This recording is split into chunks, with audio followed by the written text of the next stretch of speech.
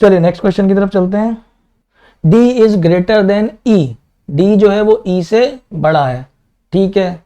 अब कैसे निकालेंगे इनके बीच का रिलेशन? D और E की बात कर रहा हूं मैं अभी, ठीक है।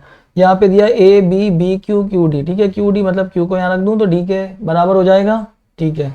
D और E, लेकिन इसको ऐसे लिखते हैं, देखो B is greater than Q equal to D, ठीक है। और B के साथ मुझे E चाहिए ना, तो B के साथ E इधर आ रहा है, तो इसको यहाँ ऐसा लिख सकता हूं मैं, ऐसा लिख सकता हूं। तो मेरा स्टेटमेंट जो है वो गलत नहीं होगा। कभी भी जब आप इसको चेन फॉर्म करें या इसको किसी और फॉर्म में लिखने की कोशिश करें, हमेशा एक चीज का ध्यान रखेंगे साथियों कि स्टेटमेंट में जो दिया गया है, जो साइन दिए गए हैं या जो रिलेशन उसमें दर्शाया गया है, वो कभी भी गलत नहीं होना चाहिए। अगर आप उसको रीअरेंज कर रहे हैं तो ये आपको हमेशा ध्यान रखना है। रीअरेंज करते वक्त अगर आपका स्टेटमेंट ही गलत हो गया, आपने साइन ऑपोजिट पुट नहीं किया, अगर उनकी पोजीशन आपने इंटरचेंज की, तो आपने जो रिलेशन है वो ऑपोजिट नहीं लगाया, तो आपका स्टेटमेंट गलत हो जाएगा। और क्या लिखा है यहाँ पे? ये दिए गए निष्कर्षों को सत्य मानकर। तो निष्कर्ष निकालने के लिए ऐसा ना हो कि जो कथन दिया गया हम उसे ही गलत कर दें। कभी ऐसी मिस्टेक्स हो जाती हैं, बट हम उसको अवॉइड करेंगे और हम याद रखेंगे कि हमसे वो मिस्टेक ना हो, ठीक है। चलो D is greater then E, ये रहा E और ये रहा D, ऑपोजिट साइन दिख गए, ये गलत है, ज्यादा उसमें नहीं परेशान होंगे हम। अब बोला F is greater than D, F is greater than D, तो देखो क्या है यहाँ पे, B is greater than Q equals to D। अब F कहाँ पे? ये रहा, है ना, ये रहा F। B is greater than equal to F, तो मैंने उसको ऐसा लिख दिया, F is less than equal to B। दोनों को कहने का तरीका अलग है, शब्द अलग है, पर मतलब वही है। मैंने उसको सिंप्लीफाई कर लिया मेरे तरीके से, है ना, सिंप्लीफाई मैंने उसको कर दिया है। अब मेरा आंसर आ जाएगा। क्या बोल रहा है? F is greater than D, ये रहा F और ये रहा D। कॉमन क्या है? ग्रेटर, ग्रेटर लेकिन कौन है? D, ना कि F, तो ये भी गलत है। ग्रेटर D बनेगा, F नहीं बनेगा। तो सेकंड कंक्लूजन भी मेरा गलत है, तो आंसर बनेगा neither conclusion 1 nor conclusion 2 is true. दोनों ही कंक्लूजन मेरे गलत हैं। अगला क्वेश्चन देखते हैं क्या दिया है उसमें। F is less then E, F is less then E, ये F यहाँ है, इसको यहाँ पुट कर देते हैं अपन, तो आपको ज्यादा अच्छे से दिख जाएगा, ठीक है। ये F आ गया। अब F is less then E मतलब E is greater then F, बिल्कुल है सही। भाई मैं इसको ऐसा लिखूं या ऐसा लिखूं, कहने का मतलब बदलेगा क्या मेरा? मैं लिखूं कि E is greater then F और F is less then E, दोनों में बात तो सेम हो रही है, सिर्फ मैंने साइन बदल दिए और शब्द बदल दिए मेरे, ग्रेटर लेस, लेस ग्रेटर, लेकिन मतलब वो नहीं बदला। तो E जो है वो बड़ा होगा दोनों ही तरफ, ठीक है। फिर बोला है A is greater than equal to E, A is greater than equal to E। तो देखिए A B और B से E है, तो इसको यहाँ पे ऐसा लिख सकता हूं मैं कि A is greater than equal to B और B से बड़ा कौन है यहाँ पे? E, ठीक है। तो A और E के बीच में पूछा गया है, साइन ऑपोजिट आ गए, मतलब ये वाला कंक्लूजन मेरा गलत हो जाएगा साथियों। साइन जैसे ही ऑपोजिट आएंगे तो आपका कंक्लूजन वो गलत कर देगा, फिर उसको सही देखना है तो फिर इधर और केस देखेंगे, लेकिन उसकी कंडीशन ही यहाँ पर फॉर्म नहीं हो रही है, वो कंडीशन यहाँ पर बन ही नहीं रही हमारे साथ। तो इसका आंसर बनेगा ओनली कंक्लूजन 1 इज करेक्ट, ठीक है। इसका आंसर बनेगा A। क्वेश्चन देखते हैं अगला क्या बोल रहा है इसमें क्वेश्चन में, ठीक है। स्टेटमेंट दिया हुआ है आपको 3 टुकड़ों में, 1 2 और 3 उसमें दिया हुआ है पार्ट्स में। कंक्लूजन देखते हैं क्या बोल रहा है। I is less then H या फिर H is greater than I, दोनों बातें बोलूंगा, सेम बात है, कंक्लूजन सेम है मेरा, ठीक है। बोलने का जो सार है वो चेंज नहीं हुआ मेरा। क्या बोल रहा है कि I is less then H। अब देखते हैं भाई कहां पे दिया हुआ है I और H। I से B या तो बड़ा है या बराबर है, B से H बड़ा है, ठीक है। कॉमन क्या निकला? बड़ा, बड़ा निकला, ग्रेटर कॉमन निकला, कौन बड़ा है? H, किससे? I से। मेरा आंसर सही हो गया। देखो H is greater than B और B is greater than equal to I। अब H और I के बीच में पूछ रहा है कॉमन क्या निकलेगा? ग्रेटर, ग्रेटर कॉमन निकला, वही तो पूछा उसने कि H बड़ा है I से। हाँ है, बिल्कुल बड़ा है H, तो पहला कंक्लूजन मेरा सही होगा। दूसरे कंक्लूजन की बात करते हैं कि I is greater than equal to G, I is greater than equal to G. तो यहाँ से क्या मिलेगा हमें, फॉर्म अगर हम इसको करते हैं तो मुझे क्या देखने को मिलेगा कि G is greater than equal to H is greater than B, और B से ग्रेटर देन इक्वल टू कौन है, I। अब G और I के बीच की मैं बात करूं तो G और I के बीच में greater than equal to greater और ग्रेटर, तो क्या निकल के आएगा, ग्रेटर। तो ग्रेटर देन इक्वल टू नहीं हो सकता, विच मीन्स मेरा सेकंड कंक्लूजन गलत है और केवल मेरा निष्कर्ष एक ही सही है। तो ओनली कंक्लूजन 1 इज ट्रू। ठीक है, आप इसको जैसा भी सिंप्लीफाई करना चाहते हैं, जैसा भी आपको लगता है कि हाँ मुझे प्रैक्टिस करने पर, या आप जब प्रैक्टिस करेंगे तो आपको प्रैक्टिस करने पर किस तरीके से स्टेटमेंट को सिंप्लीफाई आप कर सकते हैं, कैसे उसको इजी बना सकते हैं, थोड़ा सा आपको वो प्रैक्टिस हो जाएगी। जब आप एम्पल ऑफ क्वेश्चंस या अच्छे क्वेश्चन इसके सॉल्व कर लेंगे, अच्छे नंबर ऑफ क्वेश्चन इसके सॉल्व कर लेंगे, नंबर ऑफ टाइम्स सॉल्व कर लेंगे, तो ये कमांड आपकी आ जाएगी कि किस तरीके से आप स्टेटमेंट देखकर ही उसका आंसर निकाल सकते हैं। आपको उसको सिंप्लीफाई हर बार करने की आवश्यकता नहीं पड़ेगी। अगला क्वेश्चन देखते हैं। अगले क्वेश्चन में क्या दिया हुआ है, कंक्लूजन की बात करूंगा मैं सिर्फ, क्योंकि इंस्ट्रक्शंस तो मेरे सारे वही हैं, इंस्ट्रक्शंस में कोई चेंज नहीं है। अगला क्वेश्चन में है, दिया हुआ है G is greater than B, G is greater than B। तो B कहाँ है मेरा, B है, B के साथ इधर I है, I को अगर मैं इधर लिख दूं तो कोई दिक्कत नहीं है। ठीक है, G is greater than B, ये रहा G, G H H B, क्या कॉमन निकल के आ रहा है यहाँ से, ग्रेटर, कौन बड़ा है, G, तो इधर यहाँ से निकल के आया मेरा G is greater than B, या फिर जो यहाँ लिखा हुआ है B is less then G, दोनों ही बातें सिमिलर है, तो मेरा पहला कंक्लूजन सही होगा। सेकंड कंक्लूजन देखते हैं, X इज ग्रेटर देन और इक्वल टू I। अब I का और X का क्या रिलेशन बनेगा, देखो I और X का रिलेशन अपन बनाते हैं, H इज ग्रेटर देन और इक्वल टू X, फिर X के साथ इधर H है, फिर H के साथ B है, H के साथ H बड़ा है B से, H को बड़ा बना दो B से, ठीक है, फिर H बड़ा है B से, फिर उसके साथ B के साथ I का रिलेशन दिया हुआ है, B बड़ा है या ग्रेटर है, मतलब ग्रेटर देन और इक्वल टू है I से B, है ना, या तो B बड़ा है या ग्रेटर देन इक्वल टू है। तो ऐसे इनका एक एक दो दो एलिमेंट पकड़ के मैंने ये चेन फॉर्म कर लिया है सिंप्लीफाई करने के लिए, ताकि मैं जो रिलेशन कंक्लूजन में मुझसे पूछा जा रहा है उस रिलेशन को मैं पूरा देख पा रहा हूं या नहीं देख पा रहा हूं। तो मैंने क्या किया यहाँ पे, आपको बताता हूं एक बार और साथियों,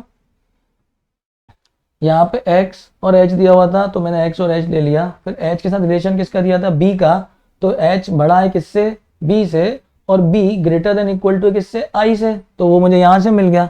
तो ऐसे मैंने उसको सिंप्लीफाई किया पूरा। अब क्या पूछ रहा है, x इज ग्रेटर देन और इक्वल टू i, तो ये रहा x और ये रहा i, ठीक है, x और i के बीच में कॉमन क्या निकल रहा है, कॉमन निकल के आ रहा है उनके बीच में लेस, लेकिन लेस में कौन आ रहा है यहाँ पे, i is less then x, ये कंक्लूजन निकल के आ रहा है मेरा, इज लेस देन x।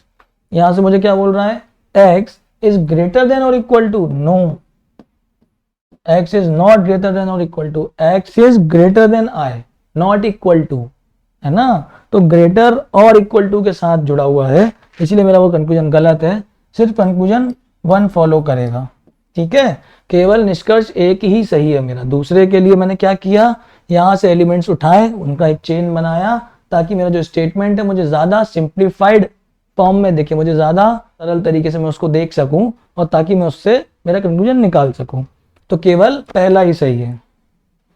अगला क्वेश्चन देखेंगे हम, b इक्वल्स टू a, या फिर दूसरा जो कंक्लूजन है कि j is less then a। ठीक है, तो b से चलते हैं o तक, o से हम आ जाएंगे a के पास, है ना, तो क्या लिखेंगे यहाँ पर, b is equal to j, j is less than equal to o, फिर o के बाद बोला गया a, o से a, ठीक है। अब बोला गया है b और a के बीच में, तो b और a के बीच में अब आप बोलेंगे सर देखिए कॉमन निकालना है, कॉमन की बात की थी आपने, कॉमन निकालना है तो इक्वल इक्वल इक्वल, तीनों में इक्वल कॉमन है, पर इक्वल के साथ साथियों ये भी तो दिया है कि वो लेस है, दिया हुआ है ना कि इक्वल के साथ लेस दिया हुआ है आपको। इक्वल के साथ जब आपको लेस दिया जाएगा तो सिर्फ इक्वल पे आप आंसर नहीं जज कर सकते। इक्वल का क्या है कि या तो बराबर है, अब लेस और इक्वल के साथ मतलब क्या है, या तो लेस है या इक्वल है, कंफर्म नहीं हूं मैं, या जो मेरा स्टेटमेंट में मुझे डेटा दिया गया उसके आधार पर या तो वो लेस है या तो वो इक्वल है, बट कंफर्म नहीं है। और मुझे आंसर क्या देना है, कंफर्मेशन पे आंसर देना है मुझे, है ना, कि मुझे ओनली ट्रू बताना है। तो ओनली ट्रू के हिसाब से बी और ए में अगर आप देखोगे तो क्या निकल के आएगा कि बी इज लेस देन और इक्वल टू ए। या तो बी लेस देन है ए से या इक्वल है, बड़ा नहीं हो सकता। एक चीज तो ये समझ में, आप क्या बोल रहा है, इक्वल नहीं, 50-50 पे हूं मैं, 100% पे आंसर चाहिए मुझे। इक्वल तो 50% आंसर है, अगर लेस भी मिल जाएगा तो आंसर बनेगा। फिर दूसरे में तो चेंज ही कर दिया उसने, उसने बोला ए इज ग्रेटर देन जे, तो ये रहा जे और ये रहा ए, है ना। अब क्या यहां से क्या निकलेगा,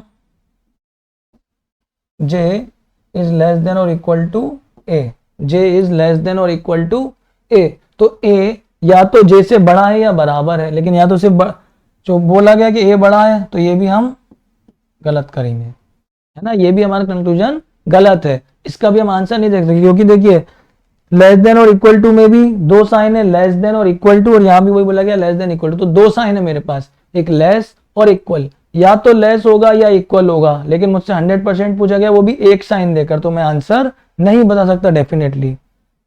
इसलिए इसका आंसर बनेगा नाइदर नॉर, ना ही कंक्लूजन पहला ना ही कंक्लूजन दूसरा सत्य है। अरे वाह, इसके देखिए थोड़े से इंस्ट्रक्शंस बदल गए, क्योंकि कंक्लूजन दिए हैं 1 2 3, है ना। तो एक बार इंस्ट्रक्शंस अपन गो थ्रू कर लेते हैं। 16 से 20 में दिया गया, अच्छा 16 से 20 में चेंज कर दिया, ओके। नीचे दिए गए प्रत्येक प्रश्न में दिए गए कथनों को सत्य मानते हुए पता लगाइए कि उनके बीच दिए गए 3 निष्कर्ष 1 2 और 3 में से कौन सा या कौन से निश्चित रूप से सत्य है, और तदनुसार अपना उत्तर दीजिए। ठीक है, सिर्फ पहला सही होगा तो 1, पहला और दूसरा सही होगा तो सेकंड, पहला और तीसरा होगा तो 3, सिर्फ सेकंड और थर्ड होगा तो 4th, और कोई नहीं होगा तो 5। अगर 3 कंक्लूजन है या मोर देन 2 कंक्लूजन है तो आपको थोड़े से इंस्ट्रक्शंस भी एक बार पढ़ने बहुत जरूरी हैं, ताकि हम उसमें गलती ना करें। भाई 2 में तो हमारे पास सिंपल चल रहे थे, है ना, 1 2 3 4 5 या ए बी सी डी चल रहे थे, वो फिक्स थे, लेकिन इसमें इंस्ट्रक्शंस और आंसर करने का जो तरीका है वो बदल दिया गया है, क्योंकि आपके इंस्ट्रक्शंस थोड़े से चेंज हो गए हैं, तो वो पढ़ना भी जरूरी है। एक बार देखेंगे क्वेश्चन क्या बोलता है। देखिए सीरीज में दिया हुआ है K N N D D W, है ना। कंक्लूजन पे आते हैं, K is greater than D, K is greater than D, ये रहा डी, ये रहा एन एन डी, के बड़ा आ रहा क्या, नहीं, ग्रेटर देन और इक्वल टू आ रहा है, पहला गलत। ठीक है, यहां से क्या निकल के आएगा, ग्रेटर देन और इक्वल टू, इसीलिए पहला हमारा कंक्लूजन गलत हो जाएगा। दूसरा देखते हैं, N is greater than equal to W, N is greater than और इक्वल टू डब्ल्यू, तो ये रहा n और ये रहा w, तो n is greater than equal to w, क्या निकल के आ रहा है, कॉमन ग्रेटर, तो ये भी गलत हो जाएगा हमारा। ठीक है, तीसरा देखते हैं, तीसरे में क्या बोल रहा है, w is greater then k, ये रहा k और ये रहा w, w is greater then k, कौन आएगा बड़ा, कॉमन करेंगे तो k is greater then w निकलेगा आंसर। अगर इससे निकालेंगे k और w के बीच का रिलेशन तो k बड़ा निकलेगा। देखिए ग्रेटर देन और equal to, greater than, common क्या निकलेगा, ग्रेटर देन, इक्वल टू हट जाएगा तो ग्रेटर देन में हमारा आंसर आ जाएगा। मतलब तीसरा भी गलत है, तीनों ही गलत हो गए, तो इसमें हमें आंसर नहीं मिला, है ना। इसमें दिया नहीं है ना कि तीनों गलत है, तो क्या है, तो हम आंसर लगाएंगे नन ऑफ दीज। ठीक है, ऑप्शन के हिसाब से अगर सिर्फ पहला ट्रू होता तो ए लगाते हैं, ओनली 1 एंड 2 है ट्रू होता तो बी लगाते हम, केवल पहला और तीसरा होता तो सी लगाते, दूसरा और तीसरा होता तो डी लगाते, लेकिन तीनों ही गलत है, वो ऑप्शन में नहीं था, तो हमारा आंसर बनेगा नन ऑफ दीज। अगले क्वेश्चन की तरफ मूव करते हैं। HMMTTD, ठीक है, ये भी सीरीज में दिया हुआ है आपको एक साथ, बीच में कॉमा लगा के उसको पार्ट कर दिया है। सॉल्व करने की कोशिश करते हैं हम। क्या बोल रहा है, m is greater than d या d is less then m, दोनों ही बातें सेम है, d is less then m। ठीक है, ये रहा m और ये रहा d, दोनों के बीच में साइन दिख रहा है आपको, ऑपोजिट आ गया, ऑपोजिट साइन आ गया, मतलब मेरा कंक्लूजन गलत है।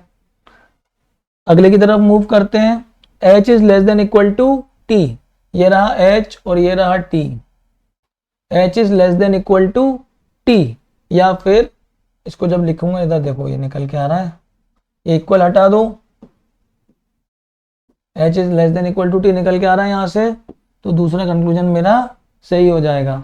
तीसरे की तरफ मूव करते हैं। H is greater than D, H is greater than D, ये रहा डी और ये रहा एच, चेन तो पूरा बना हुआ है मेरा सीरीज उसमें स्टेटमेंट में। तो एच और डी के बीच में हम देखेंगे तो साइन ऑपोजिट आ गए, मतलब ये भी गलत है। तो सही कौन सा है मेरा, केवल सेकंड। तो यहाँ पे दिया है कि ओनली सेकंड इज ट्रू, दिया है क्या, नहीं दिया हुआ है, तो आंसर बनेगा नन ऑफ दीज। ठीक है, आंसर बनेगा मेरा नन ऑफ दीज। अगर दिया हो तो ऑप्शन जैसे यहाँ दिया ना ओनली वन इज ट्रू, अब दिया है ओनली वन एंड सेकंड, तो वन भी सही होना चाहिए और सेकंड भी सही होना चाहिए उस ऑप्शन को टिक करने के लिए मेरे पास, लेकिन मेरे पास सिर्फ सेकंड ट्रू है क्वेश्चन के अकॉर्डिंग, तो अपन उसको छोड़ देंगे और आगे नन ऑफ दिस की तरफ मूव कर जाएंगे, क्योंकि ऑप्शंस वैसे नहीं दिए गए हैं मुझे। ठीक है, अगले क्वेश्चन पे आते हैं। F T T E E R, ये भी आपको सीरीज में दिया गया और वही तीन कंक्लूजन है। चलिए कंक्लूजन्स की बात करता हूं मैं। तो R is greater than T, R is greater than T, तो ये रहा टी और ये रहा आर, ये रहा टी और ये रहा। अब साइन कैसे दिख रहा है आपको, ऑपोजिट दिख रहा है, ऑपोजिट ब्रैकेट्स आ गए मेरे पास, एक जगह लेस है और एक जगह ग्रेटर आ गया है, तो मेरा पहला कंक्लूजन गलत हो जाएगा। दूसरे की बात करें कि R is greater, R is less than equal to T, तो आर और टी के बीच में ये कंक्लूजन भी मैं नहीं बना सकता हूं, नहीं बना सकता हूं ना। तीसरे की बात करेंगे कि E is greater then F, ये रहा ई और ये रहा एफ। ठीक है, E is greater then F या एफ इज लेस देन ई बोलूं, दोनों ही बातें सिमिलर हैं। तो एफ और ई के बीच में भी आपको साइन ऑपोजिट दिख रहा है, तो ये भी नहीं बनेगा। लेकिन एक चीज गौर करने वाली है यहाँ पर, क्या गौर कर सकते हैं हम, 1 और 2 में देखिए ध्यान से कि 1 और 2 दोनों ही गलत हैं, 1 और 2 दोनों ही गलत हैं। 1 और 2 दोनों के एलिमेंट सेम है, दोनों के एलिमेंट्स भी सेम है, और क्या दोनों के बीच में तीनों साइन आ रहे हैं मेरे, आइदर और केस चेक कर सकता हूं मैं एक बार, बिल्कुल कर सकता हूं भाई। एक बार बोला गया है कि R is greater than T और एक बार बोला गया है टी इज ग्रेटर देन और इक्वल टू आर, है ना। दोनों ही कंक्लूजन मेरे गलत हैं, दोनों के एलिमेंट्स मेरे सेम हैं और दोनों के बीच में मेरे तीनों साइन आ रहे हैं। एक बार आर बड़ा है, एक बार टी बड़ा है और एक बार दोनों बराबर हैं। ये हो सकता है आइदर और केस, लेकिन ऑप्शन वैसा नहीं दिया गया आपको। देखते हैं एक बार ऑप्शन में है क्या, नहीं दिया गया, सिर्फ ट्रू पूछा गया है, तो नन ऑफ दिस। अगर वैसे इसका आंसर होता, अगर मैं बोलूं कि 1 और 2 के बीच में निकालना है, तो 1 और 2 के बीच में आंसर बनता आइदर और, आइदर 1 और सेकंड, है ना, आइदर 1 और सेकंड कंक्लूजन इज ट्रू। क्यों, क्योंकि आर और टी के बीच की मैं बात करूंगा तो साइन ऑपोजिट है, मतलब उनके बीच का जो कंपैरिजन है वो मैं 100% श्योर नहीं हूं क्या होगा, लेकिन होगा तो दुनिया में तीन ही तरह के कंपैरिजन है, या तो ग्रेटर या लेस या फिर इक्वल। तो मैंने यहाँ पे जब चेक किया तो आर और टी के एलिमेंट्स मेरे सेम थे, दोनों ही कंक्लूजन मेरे इंडिविजुअली गलत थे और दोनों के बीच मेरे तीनों साइन आए थे, एक बार आर बड़ा है, एक बार टी बड़ा है और एक बार दोनों बराबर की स्थिति में भी है। पर चूंकि ऑप्शंस मेरे पास नहीं है, अगर होता ऑप्शन तो आइदर 1 और 2 भी बन सकता था मेरे पास इसका आंसर। नेक्स्ट क्वेश्चन की तरफ मूव करते हैं। M R R T T J, ठीक है, सीक्वेंस में दिया हुआ है मेरे को सब कुछ। कंक्लूजन की बात करेंगे, अब कंक्लूजन देखते हैं दोस्तों क्या दिया हुआ है। कंक्लूजन में दिया है J is greater then are, ठीक है, ये रहा आर और ये रहा जे, ठीक है। आर और जे के बीच में साइन ऑपोजिट है, मतलब ये गलत हो गया।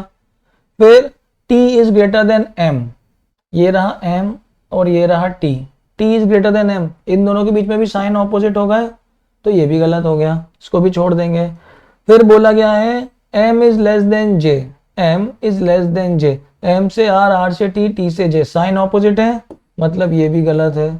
तीनों के तीनों कंक्लूजन गलत है। अब इसमें गलत वाला ऑप्शन नहीं है, तो आंसर नन ऑफ दीज बनेगा। अगर होता कि तीनों ही ऑप्शन गलत है कि none of these conclusion will follow या none of these conclusion is true, तो मैं वो आंसर करता, बट वो ऑप्शन में नहीं है, तो मेरा आंसर बनेगा none of these, J M M B B K. Okay, conclusion की बात करेंगे साथियों। कंक्लूजन में दिया गया है J is greater than B, J is greater than B, ये रहा जे और ये रहा बी, ठीक है, साइन ऑपोजिट हो गए, मतलब पहला कंक्लूजन मेरा गलत हो गया, फॉल्स हो गया। जे इज ग्रेटर देन के, जे इज ग्रेटर देन के, ये रहा जे और ये रहा के इक्वल है, इसको हटा देंगे, यहाँ ले लेते हैं, ऑपोजिट साइन है, मतलब ये भी गलत है मेरा। ठीक है, फिर बोला गया है के इज ग्रेटर देन एम, के इज ग्रेटर देन एम। देखो b बराबर k है और m is greater than b और b इक्वल्स टू k, इसको ऐसा लिखा है तो इन दोनों के बीच में क्या आया, m is less then k, ऐसा भी बोल सकता हूं मैं। तो मेरा कंक्लूजन 3 सही है। तो इसमें दिया गया ऑप्शन में कि ओनली 3 इज ट्रू, नहीं दिया है तो नन ऑफ दीज ही लगाऊंगा मैं इसमें भी, लेकिन आंसर बनेगा मेरा ओनली कंक्लूजन 3 फॉलोज या only conclusion 3 is definitely true. पहले और दूसरा दोनों ही गलत है। तो अगला क्वेश्चन एक अलग टाइप का क्वेश्चन है। इस क्वेश्चन में आपको जो कोड दिए गए हैं वो सिंबल्स के फॉर्म में दिए गए हैं। क्या दिया गया है, नीचे दिए हुए प्रश्नों में निम्नलिखित तात्पर्यों के साथ कतिपय चिन्हों का प्रयोग किया गया है। ठीक है, मतलब जो सिंबल्स अभी तक हम देख रहे थे, greater, less, equal, less than equal to, greater than और इक्वल टू, वो सब अभी सिंबल के फॉर्म में थे, अब उनको कोड के फॉर्म में कर दिया गया है। तो उसके आधार पे हमें स्टेटमेंट और कंक्लूजन दोनों क्रिएट करने पड़ेंगे, तब हमारा आंसर आ पाएगा। पहले एक बार हम इसको रीड कर लेते हैं रफली। देखिए सबसे पहले ऑप्शंस देख लेते हैं। ऑप्शंस वही हैं, ओनली 1, ओनली 2, आइदर और, नाइदर नॉर और बोथ। तो वो पांचों ऑप्शन तो हमारे सिमिलर है पहले जैसे जो हम रेगुलर क्वेश्चन देख रहे थे। कंक्लूजन भी आपको बेसिकली 2 ही देखने को मिलेंगे, कई बार 3 भी आ सकते हैं, तो ऑप्शंस बदल जाएंगे। सबसे पहले हम स्टेटमेंट देखते हैं क्या लिखा हुआ हमारे पास यहाँ पर, इंस्ट्रक्शंस क्या लिखे हुए हैं, सॉरी स्टेटमेंट नहीं, इंस्ट्रक्शंस में क्या दिया हुआ है। सबसे पहले हम उस पर बात करेंगे, हम उस पर चर्चा करते हैं। क्या दिया हुआ है, a plus B means a is neither greater nor smaller than. a plus B का तात्पर्य a b से ना तो बड़ा है ना ही छोटा है। अब हिंदी में पढ़ेंगे तो वैसे ही सिंप्लीफाई हो जाएगा, इंग्लिश वालों को थोड़ा सा पढ़ते से ही दिमाग लगाना है। ठीक है, तो प्लस का मतलब क्या है, मैं यहाँ पे लिख देता हूँ पहले। प्लस का मतलब क्या दिया हुआ है कि a प्लस बी का means a is neither greater nor smaller, ना ही बड़ा है ना ही छोटा है, तो क्या होगा, बराबर। प्लस का मतलब यहाँ पर बराबर है। दूसरा इंस्ट्रक्शन देखते हैं, a मल्टीप्लीकेशन b का मीन्स है a is neither equal nor smaller, ना ही इक्वल है ना ही छोटा है, तो क्या होगा, बड़ा। तो मल्टीप्लीकेशन का मतलब है ग्रेटर। फिर दिया हुआ है a question mark b means a is neither greater nor equal, ना ही बड़ा है ना ही इक्वल है, तो क्या होगा, ना बड़ा है ना समान है, तो क्या होगा, छोटा होगा।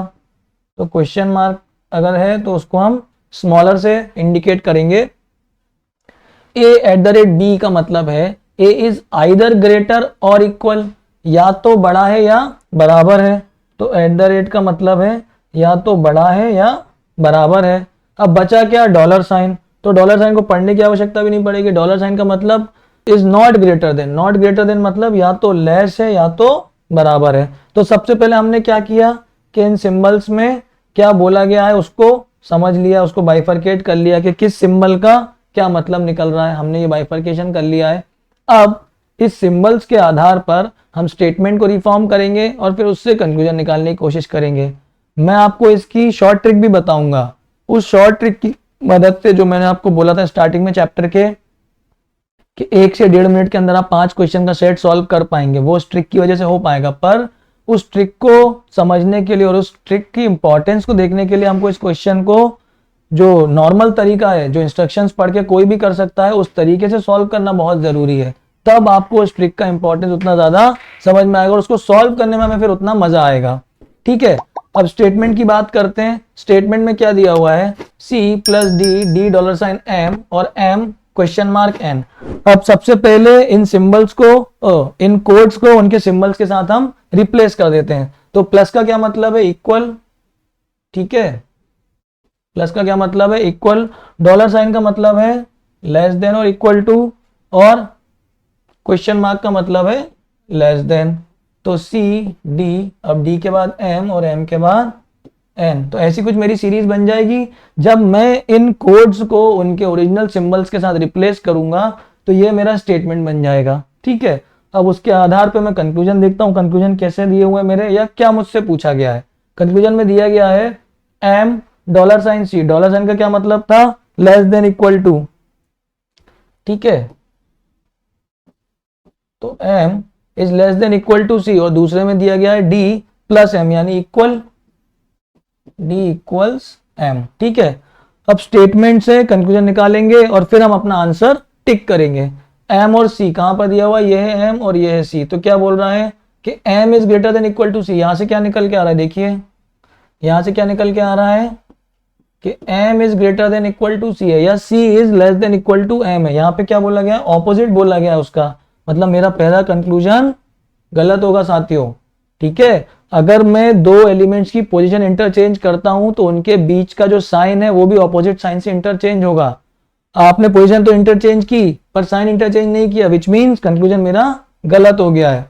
दूसरा देखते हैं, d equals to M. d equals to M दिख रहा है, d और m के बीच में क्या बोल रहा है कि d इज लेस देन और इक्वल टू m। या तो d m से छोटा होगा या d m के समान होगा, लेकिन 100% श्योर बोल रहा है क्या, या तो छोटा होगा या समान होगा, मतलब 50-50 है। तो ये कंक्लूजन भी मेरा गलत हो जाएगा। तो इसका आंसर क्या बनेगा, नाइदर नॉर। ना ही कंक्लूजन 1 फॉलो कर रहा है, ना ही कंक्लूजन 2 फॉलो कर रहा है।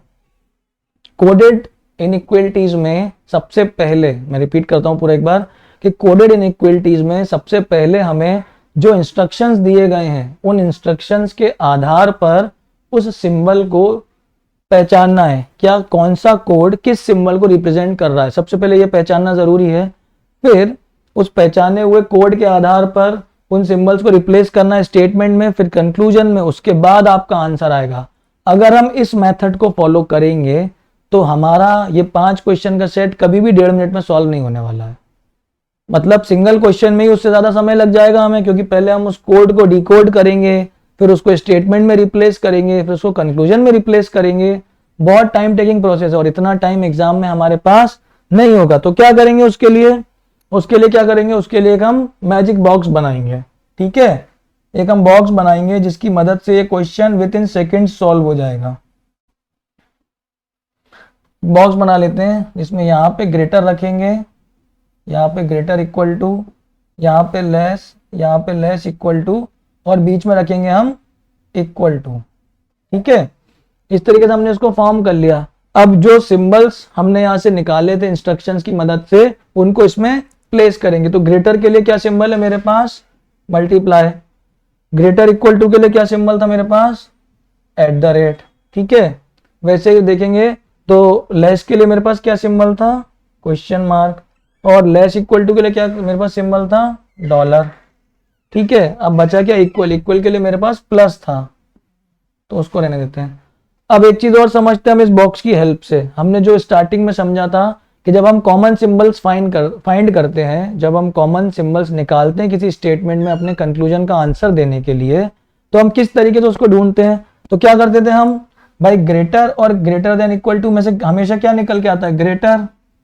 तो अगर आपको ये दोनों सिंबल मिलेंगे देखने के लिए, तो आपका आंसर हमेशा मल्टीप्लीकेशन ही बनेगा या ग्रेटर ही बनेगा, इसको हम ऐसा समझ सकते हैं। वैसे इन दोनों के बीच में क्या निकलेगा, क्वेश्चन मार्क, क्योंकि लेस का कॉमन साइन निकलेगा, इक्वल टू तो रिप्लेस हो जाएगा।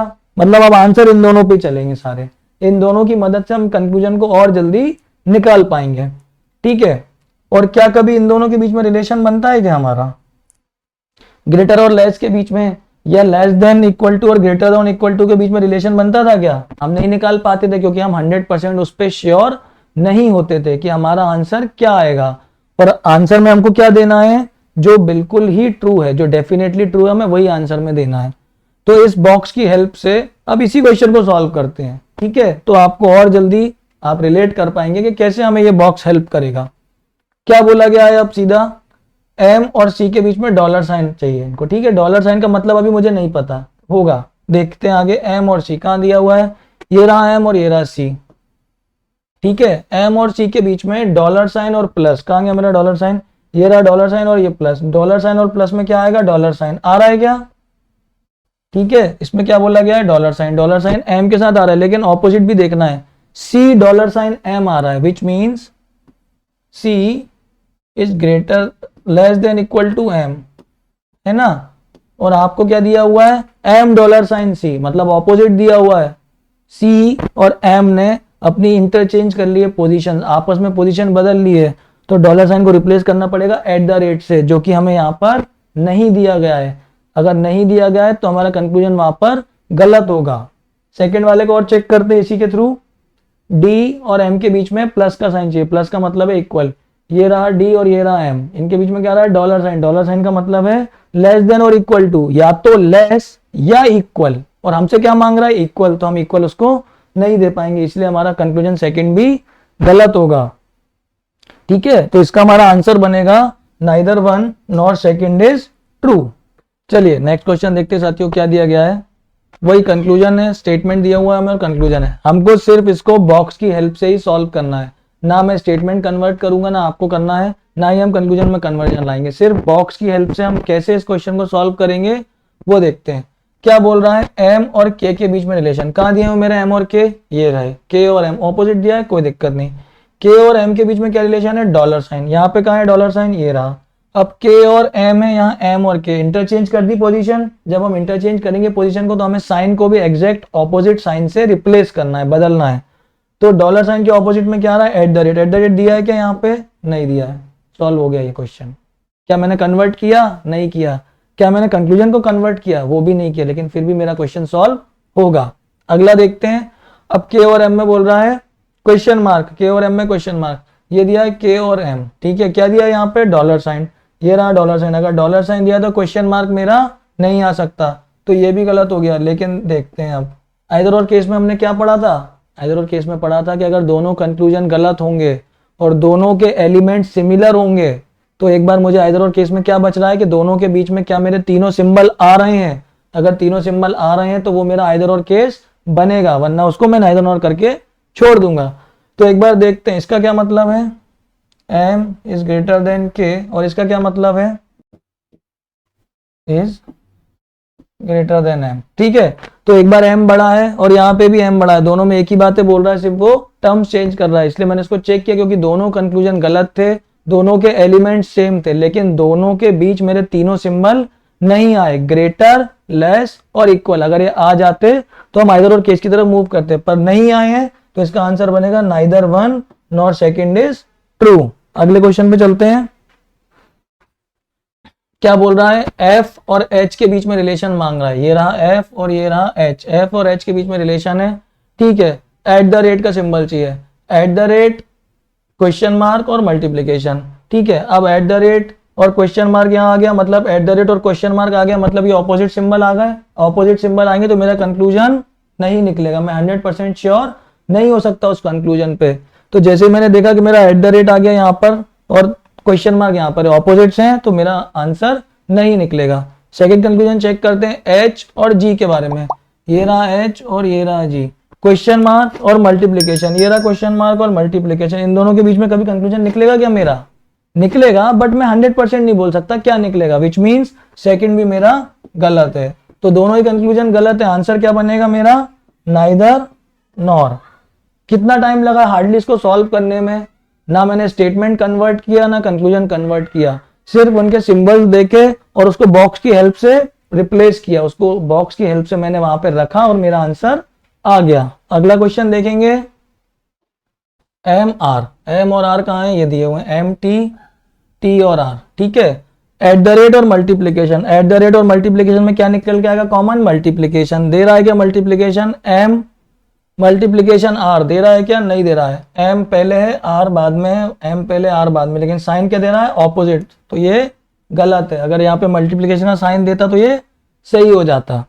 दूसरा देखते हैं एम और क्यू, एम और क्यू के बीच में रिलेशन देखते हैं। ये रहा मेरा एम और ये रहा मेरा क्यू, तो दोनों के बीच में क्या बोल रहा है, एट द रेट, मल्टीप्लीकेशन और डॉलर साइन। तो डॉलर साइन मतलब ऑपोजिट साइन आ गया मेरे पास, एट द रेट और मल्टीप्लाई में से मल्टीप्लाई निकलेगा, लेकिन डॉलर साइन तो ऑपोजिट साइन हो गया ना उसके लिए, मतलब इसका रिलेशन भी नहीं निकलेगा। दोनों गलत हैं और दोनों के एलिमेंट्स भी डिफरेंट हैं, विच मीन्स इसका आंसर बनेगा neither one nor second is true. ना ही निष्कर्ष पहला सही है ना ही दूसरा सही है, दोनों गलत हैं।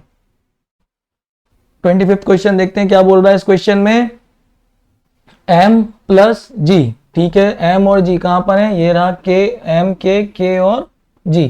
ठीक है, एट द रेट और प्लस में, अब एट द रेट और प्लस में क्या निकल के आएगा, एट द रेट। तो एट द रेट दे रहा है क्या मेरे को, यहाँ पे नहीं दे रहा, प्लस दे रहा है, प्लस का मतलब इक्वल है, तो इक्वल मेरा आंसर नहीं बन सकता, क्योंकि ग्रेटर और इक्वल में मतलब होता है या तो ग्रेटर या तो इक्वल, लेकिन सिर्फ इक्वल मांग रहा है, तो वो मेरा आंसर 50% ही सही है, इसलिए मैं उसको अभी रॉन्ग टिक करूंगा। दूसरे में बोल रहा है डी और के, ये है डी और यहां रहा आपका के, मल्टीप्लीकेशन और एट द रेट में क्या आएगा, मल्टीप्लीकेशन, पहले डी है फिर के है, पहले डी है फिर के, और क्या आएगा कॉमन, मल्टीप्लीकेशन। मतलब ये मेरा आंसर सही है, ये मेरा कंक्लूजन सही है। ओनली सेकंड फॉलोज, तो इसका आंसर बनेगा if only conclusion second is true.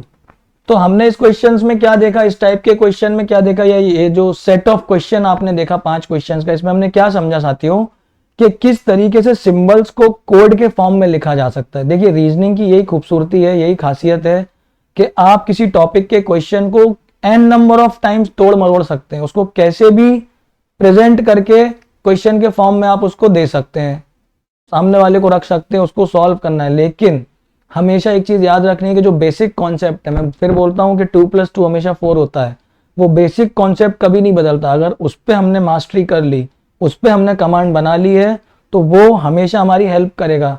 जैसे इस क्वेश्चन में जो भी मेरे को सिंबल्स थे वो कोडेड फॉर्म में दिए गए थे, मैंने आपको कोडेड फॉर्म के थ्रू भी कैसे उसको सिंप्लीफाई करना है, फिर उसका कंक्लूजन स्टेटमेंट निकालना है, देन उसका आंसर निकालना है, वो भी बताया।